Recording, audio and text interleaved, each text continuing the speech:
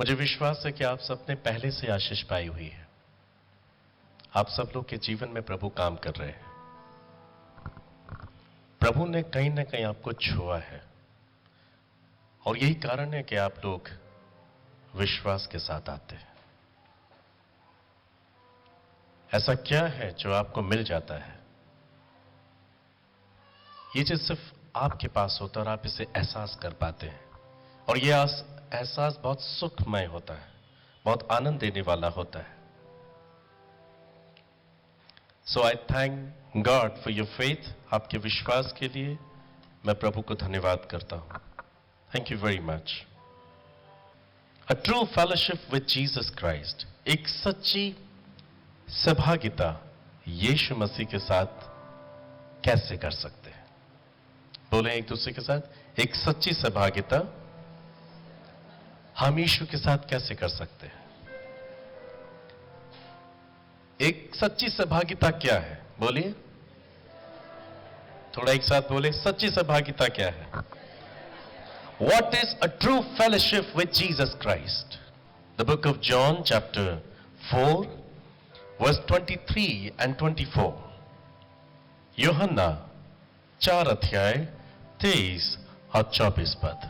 Bible कहती है वो समय आता है, वरन अब भी है, जिसमें सच्चे भक्त पिता का भजन आत्मा सच्चाई से करेंगे, क्योंकि पिता अपने लिए ऐसे ही आराधकों को ढूंढता है। परमेश्वर आत्मा है और अवश्य है कि उसके भजन करने वाले आत्मा और सच्चाई से उसका भजन करें। आप लोग मेरे साथ हैं? मैं एक बार फिर से इसे पढ़ना चाहूंगा। यीशु ने कहा वो समय आता है, वरन अब भी है, कि जिसमें सच्चे भक्त पिता की आराधना या पिता की स्तुति या पिता का भजन आत्मा और सच्चाई से करेंगे। बोलिए, आत्मा और सच्चाई से करेंगे, क्योंकि पिता अपने लिए ऐसे आराधकों को ढूंढता है जो आत्मा और सच्चाई से उसका भजन करते हैं। तो what is spirit and truth? फिर ये आत्मा और सच्चाई है क्या?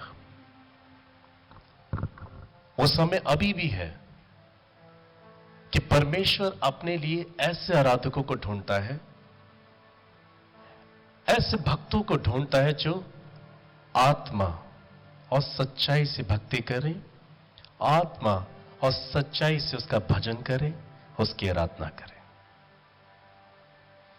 तो फिर ये आत्मा सच्चाई है क्या? What is spirit and truth?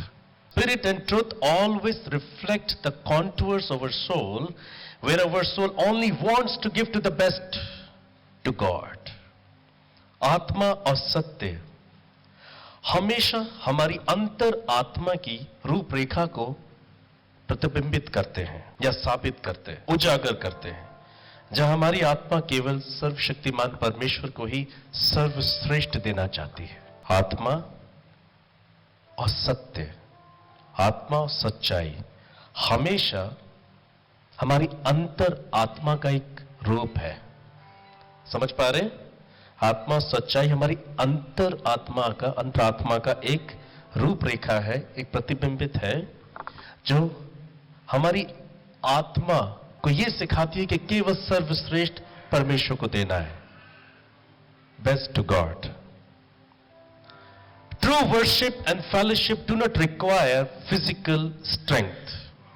सच्ची आराधना, सच्ची भक्ति, सच्ची संगति को हमारे शरीर का बल नहीं चाहिए। If we try to do this by the force of our body, then it will only attract people but not to God. पर यदि हम अपने शरीर के बल के द्वारा आराधना, भक्ति या संगति करने की कोशिश कर भी ले, तो हम इससे इंसानों पे तो प्रभाव डाल पाएंगे, मगर ईश्वर पर नहीं। What is the spirit and truth? क्या है आत्मा सच्चाई? आत्मा सच्चाई हमारी अंतरात्मा की एक रूपरेखा है, आई मीन मेरी आत्मा वास्तविक रूप से कहां अपना सर्वोत्तम देना चाहती है? अगर मेरी अंतरात्मा अपना सर्वोत्तम शरीर को देना चाहती है, इंसान को देना चाहती है, जिसे हम कहते हैं परफॉर्मेंस, तो हम परमेश्वर को कभी भी प्रसन्न नहीं कर पाएंगे। पर हमारी आत्मा और सच्चाई, जो हमारी अंतरात्मा की रूपरेखा है, वो ऑलवेज लॉन्गिंग रहती है ईश्वर के लिए, और अपना सर्वश्रेष्ठ देने के लिए प्यासी होती है ईश्वर के लिए। सच्ची भक्ति, सच्ची संगति, सच्ची आराधना कभी भी शरीर के बल को नहीं पाना चाहती। Does not require the physical strength for worship. पर यदि हम ऐसा करने की कोशिश कर भी लें, चलो शरीर से हम भक्ति, आराधना, संगति करने की कोशिश कर भी लें, तो ये इंसान को तो प्रसन्न कर देगी, पर ईश्वर को प्रसन्न नहीं कर पाएगी। Are you with me? आप लोग को समझ में आ रहा है? इसलिए बाइबल कहती है मत्ती चैप्टर 6 वर्स 1 में, मत्ती 6 अध्याय उसके 1 पद में लिखा, सावधान रहो तो मनुष्य को दिखाने के लिए अपने धर्म के काम ना करो, नहीं तो अपने स्वर्ग के पिता से कुछ भी फल ना पाओगे। सावधान रहो, मनुष्य को दिखाने के लिए आराधना मत करो, मनुष्य को दिखाने के लिए भक्ति मत करो, मनुष्य को दिखाने के लिए संगति मत करो, क्योंकि ऐसा करने से हम अपना प्रतिफल गवाएंगे, हम अपना रिवॉर्ड गवाएंगे, हम परमेश्वर को महिमा नहीं दे पाएंगे। There will be work of flesh, वह शरीर का कार्य होगा, आत्मा का नहीं। इसलिए जकरिया चैप्टर 4:6 पे लिखा है, जकरिया 4 अध्याय 6 पद में, ना तो बल से ना शक्ति से, परंतु मेरे आत्मा के द्वारा होगा। किसके द्वारा होगा? ना तो बल से, मेरे शरीर से, ना मेरी शारीरिक शक्ति से, मगर आत्मा के द्वारा होगा। अब चेक योर हार्ट कि आपकी अंतरात्मा किसके लिए लॉन्गिंग है। यदि आपकी अंतरात्मा अपना बेस्ट, अपना सर्वोत्तम ईश्वर को देना चाहती है, then you will please God and you will glorify God alone. मगर यदि आप अपना सर्वोत्तम इंसान को देंगे, there you will use your flesh, जहां पर आप अपनी भक्ति, अपनी आराधना, अपनी संगति इंसानों के लिए करेंगे, आप अपने शरीर का उपयोग करेंगे। आप एक अच्छा परफॉर्मेंस कर पाएंगे, पर एक अच्छी भक्ति नहीं कर पाएंगे। Think about this. जब आप आराधना करते हैं, जब आप क्लैप करते हैं, जब आप इंस्ट्रूमेंट प्ले करते हैं, या जब आप प्रचार करते हैं, जब आप गवाही बांटते हैं, आपकी अंतरात्मा के अंदर, इन योर इनर स्पिरिट, उस वक्त क्या, किस मंशा से काम करती है? लोग मुझे देखें, मेरी महिमा करें, या ईश्वर को मैं अपना बेस्ट दूं और इस भक्ति के द्वारा अनेकों को उसके पास लाऊं? क्योंकि ये ना तो बल से होता है, ना शक्ति से होता है, परंतु परमेश्वर की आत्मा के द्वारा। यूहन्ना 4 अध्याय 24 पद में हम ऐसा पढ़ते हैं, the book of John chapter 4 verse 24, परमेश्वर आत्मा है, और अवश्य है कि उसके भजन करने वाले या उसकी आराधना करने वाले लोग आत्मा सच्चाई से उसकी स्तुति करें, उसका भजन करें, उसकी संगति करें। गॉड इज ए स्पिरिट, परमेश्वर आत्मा। आप उसे शरीर से प्रसन्न नहीं कर सकते। He does not require your physical strength to worship him. He needs your spirit because God is spirit. उससे आपकी आत्मा की आवश्यकता है, क्योंकि परमेश्वर खुद एक आत्मा है। आत्मा से आत्मा का मेल मिलाप हो सकता है, आत्मा से शरीर का मेल मिलाप नहीं हो सकता। रोमन चैप्टर 8 रोमी 8 में लिखा है, आत्मा शरीर के विरोध में रहती है और शरीर आत्मा के विरोध में रहता है। कई सारे लोग अपने जीवन में बहुत दुख लेकर आ जाते हैं, कलेश लेकर आ जाते हैं। Why? They use their physical strength. वो अपने शारीरिक बल को इस्तेमाल करते अपने जीवन को सफलता देने के लिए, और वो एक धोखे की आत्मा में फंस जाते हैं कि ईश्वर उनको गाइड कर रहा है।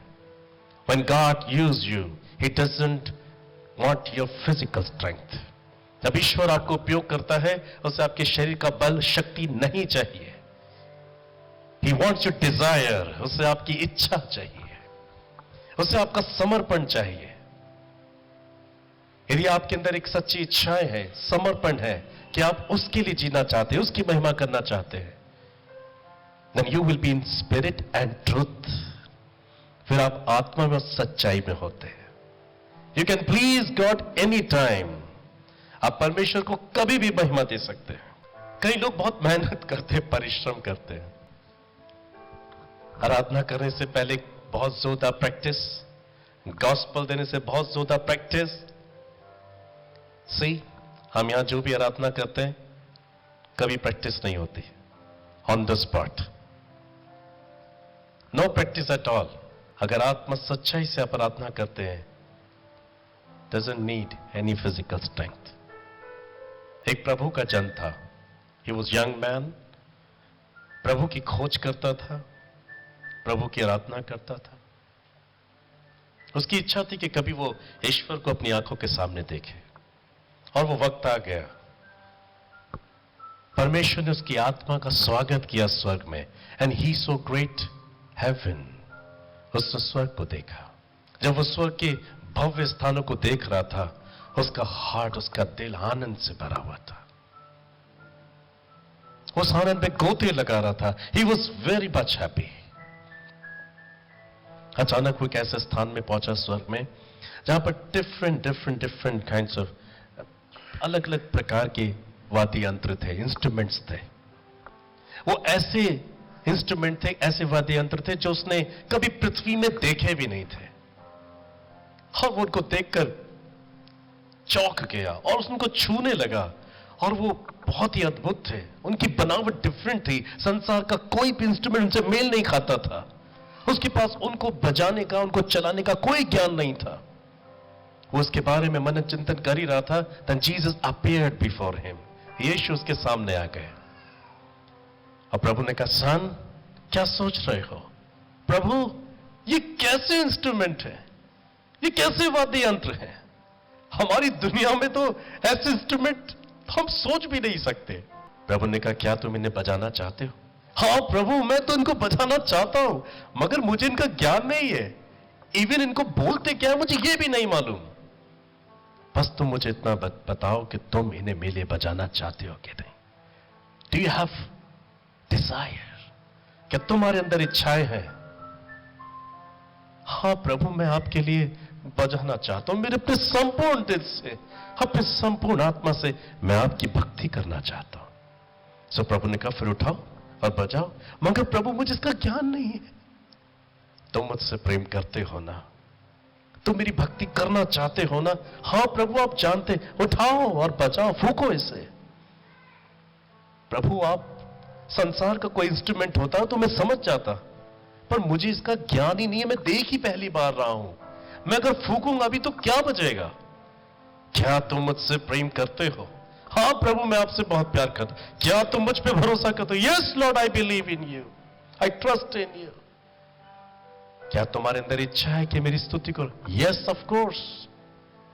उठाओ इसको. और उसने उठा लिया. और यीशु उसको देख रहे थे. प्रभु से आंखों में आके कह रहे थे, बजाओ बजाओ. और उसने विश्वास के साथ फूंकना शुरू किया. और वो अपने आप इतनी सुंदर धुनों में बजने लगा कि सारे स्वर्गदूत वहां प्रकट हो गए और सबने यीशु की आराधना स्तुति करनी शुरू कर दी. God does not require your physical strength. परमेश्वर को अपनी भक्ति, अपनी आराधना, अपनी सेवकाई कराने के लिए आपका शारीरिक बल नहीं चाहिए. वो ऐसे आराधकों को ढूंढता है जो आत्मा सच्चाई में चल रहा है. वो ऐसे लोगों की एक्सपेक्टेशन रखता है जो आत्मा सच्चाई से उसको प्यार करते हैं. ढेर सारे अनेक लोग ये दावा तो करते थे द दिल ऑफ जीसस. वो यीशु से प्रेम करते हैं, पर उनके दिल में ऐसी कोई वास्तविक इच्छा नहीं होती. अनेक लोग, प्रभु मुझे सिखा दीजिए, मुझे करना है आपके लिए. अगर आपके अंदर डिजायर है, यू कैन डू दिस.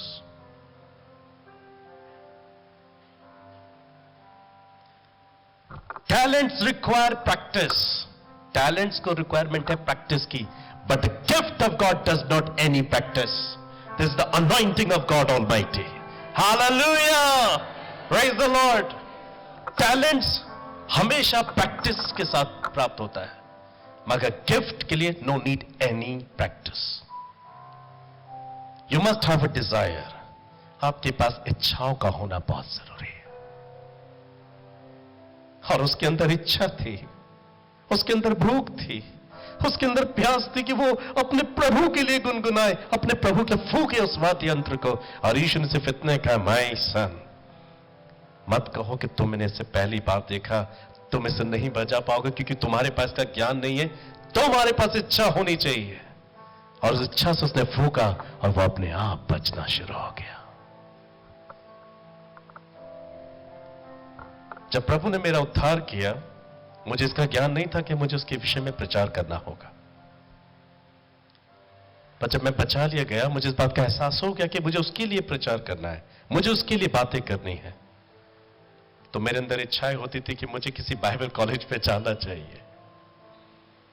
पर जिन दिनों में मेरे अंदर ये इच्छाएं जागृत हुई कि मुझे बाइबल कॉलेज में जाना चाहिए, उन दिनों में मेरे माता पिता से मुझे उसके लिए परमिशन नहीं मिलती. बट मेरे अंदर इच्छा थी. अब बाइबल कहती है इच्छा, काम और करने का प्रभाव ऊपर से आता है. इंसान इसे अपने आप हासिल नहीं कर सकता. God called me by my name. और उस इच्छा के तहत जब मैंने उसके लिए बोलना शुरू किया फर्स्ट टाइम, तो मैंने देखा मैं बोल रहा हूं. Hallelujah, praise the Lord.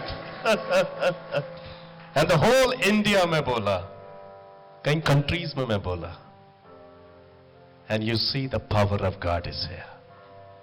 मुझे और लोगों के सम्मान में प्रभु से कहते ये सौभाग्य तो प्राप्त नहीं हुआ कि मैं किसी अच्छे बाइबल कॉलेज में होता, पर जो भी हो, all because of his grace and his mercy, because I was carrying desire. So परमेश्वर अपने लिए, अपनी भक्ति के लिए, अपनी आराधना के लिए, अपनी संगति के लिए आत्मा और सच्चाई से भरे हुए लोगों को ढूंढता है. उसको आपका शरीर, उसका बल नहीं चाहिए, लेकिन ना तो ये शरीर से होगा ना उसकी शक्ति से होगा, पर उसके आत्मा के द्वारा होगा. जब उसका आत्मा आपको गाइड करता है, तो वो आपके अंदर अपने आप इच्छाओं को पैदा करता है. फिर वो कार्यों को आपके सामने लाता है और उसका प्रभाव भी आपको दे देता है. A true worship and fellowship demand sacrifice. सच्ची आराधना, आत्म सच्चाई से आराधना, भक्ति संगति बलिदान की मांग करती है. ये बलिदान क्या है? मैं आपको एक वीडियो दिखाऊंगा टैबरनेकल का. उस वीडियो से मैं आपको समझाऊंगा कि सच्चा आराधक या सच्चा सेवकाई करने वाला व्यक्ति किस कॉन्सेप्ट में आत्म सच्चाई से होना चाहिए. प्लीज पहले आप वीडियो देख लें, उसके बाद एक्सप्लेन करूंगा. पहले वीडियो देखें, उसके बाद एक्सप्लेन करेंगे. टैबरनेकल मूसा के वक्त में कैसे सेवा थी.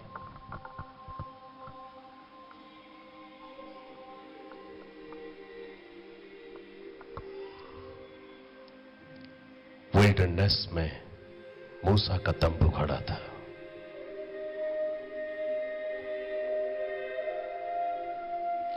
उस तंबू में प्रवेश करने से पहले एक वेदी हुआ करती थी, जिस वेदी पर बलिदान चढ़ाए जाते थे.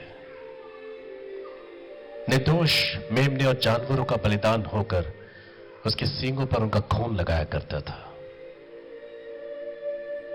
लोग अपने पापों के निमित्त परमेश्वर के साथ मेल मिलाप करने के लिए बलिदान चढ़ाया करते थे. और याजक उन जानवरों का बलिदान करके उनके खून को लेकर सींगों के चारों कोने पर लगाया करता था. यहां पापों की क्षमा मिलती थी, और पापों की क्षमा के बाद इंसान एक स्टेप आगे बढ़ाया जाता था. फिर वो इस लेवल तक पहुंचता था, ये उसे पूरी तरीके से साफ हो गया है इस बात की घोषणा करता था. यहां से निर्दोष और पवित्रता का कंफर्मेशन लेकर उसको अनुमति मिलती थी कि वो महापवित्र स्थान में प्रवेश करे. इस स्थान में प्रवेश करते ही लैम्प स्टैंड, वहां रोटियां हैं राइट में, एक खुशबू पदार्थ है, फ्रैंकिंसेंस बोलते हैं। और ये सामने आप एक देखें, मेनोरा। ये 7 दीपक जलते थे जिसे बाइबल में 7 कलीसिया के रूप में दर्शाया गया है। ये वो ब्रेड है जो भेंट की रोटियां कहलाई जाती थी। उसके वहां पर ये बीच में एक मर्तबान में कुछ फ्रैंकिंसेंस पड़ा हुआ, एक ऐसा कड़वा पदार्थ जो उपयोग होता है।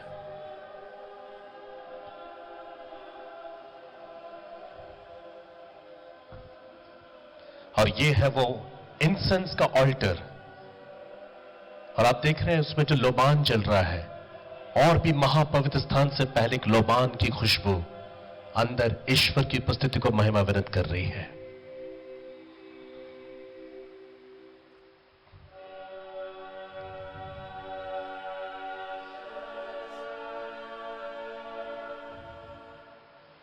और ये है वो पवित्र स्थान जहां परमेश्वर उतरता था अपनी पूरी उपस्थिति के साथ।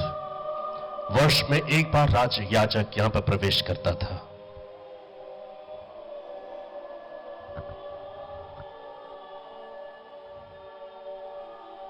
यहां पर हारून की लाठी होती थी, मन्ना होता था, और वाचा की वो पटियाएं जो मूसा को परमेश्वर ने होरेब पर्वत पे दी थी, सिय्योन पर्वत पे दी थी। यहां पर वो मेमने का बलिदान होकर खून छिड़का जाता था, तब इंसानों के पाप क्षमा होते थे। हर वर्ष इसको करना पड़ता था। ठीक है, अब टीचिंग के बेस पे समझेंगे। प्रभु में मेरे प्रिय मित्रों, परमेश्वर की जीवित और पवित्र उपस्थिति में आपका स्वागत है। मुझे यीशु में भरोसा है कि आपने संदेश के इस पहले भाग को सुनकर आशीष पाई है। एक सच्ची आराधना, A true fellowship with Jesus, एक सच्ची सहभागिता और एक सच्ची आराधना परमेश्वर चाहता है कि हम आत्मा सच्चाई से करें, क्योंकि वो ऐसे आराधकों को ढूंढता है। इस संदेश के द्वारा आप ऐसे आराधक बनेंगे और आप अपने जीवन से परमेश्वर की महिमा कर पाएंगे। जब आप परमेश्वर के सम्मुख होंगे तो क्या ही ये अद्भुत बात होगी। माय डियर ब्रदर सिस्टर, मैं आपके लिए प्रार्थना करना चाहता हूं ताकि आप अपने अंदर सर्वोत्तम परमेश्वर को बलिदान चढ़ाएं। सच्ची आराधना वही है जो मन, हृदय, आत्मा से है। आइए प्रार्थना करें। स्वर्गीय पिता, जितने भी लोगों ने आज के संदेश को सुना है और वो ये बात समझ पाए हैं कि उन्हें आत्मा सच्चाई से आपकी आराधना और आपकी सहभागिता करनी है, क्योंकि आपका रिश्ता अपनी सब संतानों के साथ आत्मा सच्चाई का है। हे पिता, कोई भी ऐसा ना हो जो आपके और अपने बीच में एक बड़ी दूरी को महसूस करे। मैं विनती करता हूं प्रभु, आप इनमें से हर एक कठोर मन हृदय से आजाद कीजिए। हर एक आत्मिक अंधकार की शक्तियां इन्हें छोड़ के चली जाए यीशु मसीह के नाम में, जो इन्हें आत्म सच्चाई से आपकी संगति और आराधना करने से रोकती है। आप इन पे अपनी दया करें, करुणा करें प्रभु।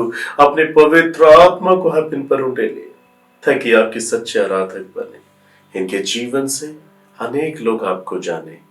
हाँ प्रभु, आपने दूसरों के लिए आशीष बनाए। जो बीमार है प्रभु, आप उन्हें चंगा करें। आप इन्हें अपने पवित्र आत्मा के द्वारा मार्गदर्शन करें। यदि किसी गड़बड़ी की शिकार है, please you help them Lord. अपनी संतानों पे अपनी कृपा करें, हर एक चिंता से आजाद करें। आप इनके जीवन में चमत्कार करें। यीशु के नाम से मैं सबको आशीष देता हूँ। धन्यवाद, आपने प्रार्थना को सुना। वचन प्रार्थना करने के लिए आप इन्हें अनुग्रह दें और आप इनके द्वारा अपनी महिमा को फैलाएं। धन्यवाद पिता, प्रार्थना को सुना। यीशु मसीह के नाम से मांगता हूँ, आमीन। माय प्रेशियस ब्रदर सिस्टर, मैं आपको एनकरेज करना चाहूंगा, यदि आपने द लॉर्ड्स पाम मिनिस्ट्री के द्वारा, हमारे दिए गए संदेशों के द्वारा अपने जीवन में आशीष और कोई भी चमत्कार पाया और आप उसकी गवाही बांटना चाहते हैं, हमारे प्रार्थना भवन पर संपर्क करें। God bless you.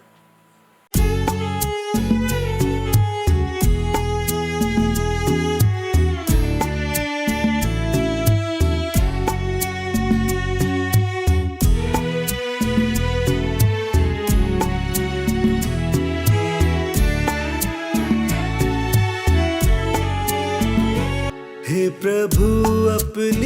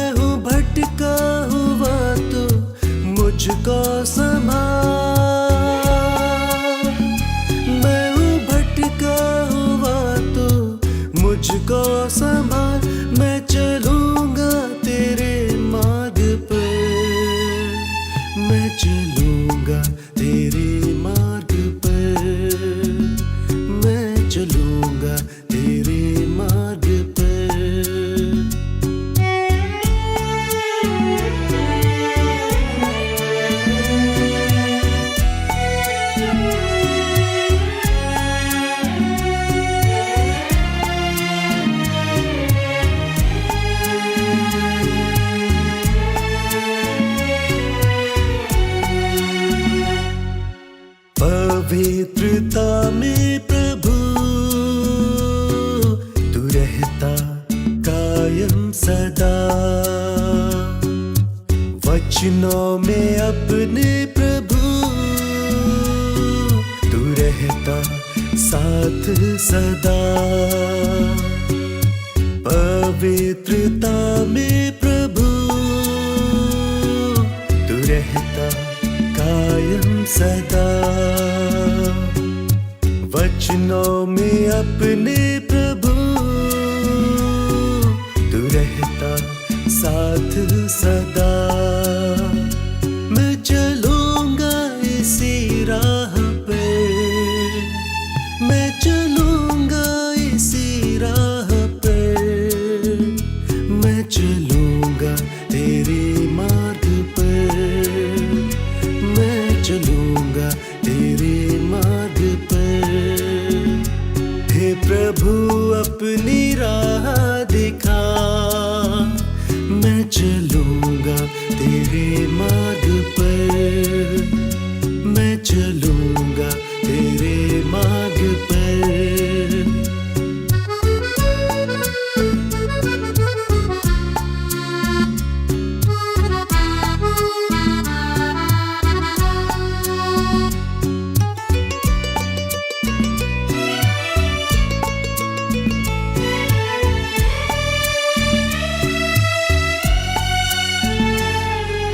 दया का सागर है तू,